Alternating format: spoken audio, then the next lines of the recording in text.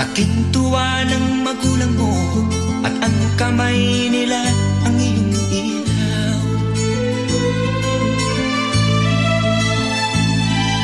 At ang nanay at tatay mo'y di malaman ang gagawin, minamasdan pati pagtulog mo.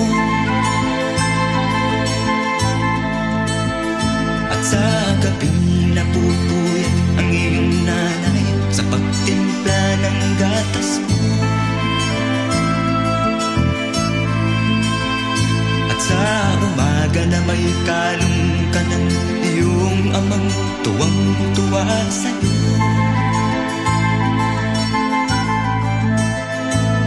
Ngayon nga ay malaki ka na, ang nais mo'y maging malaya, di man sila pa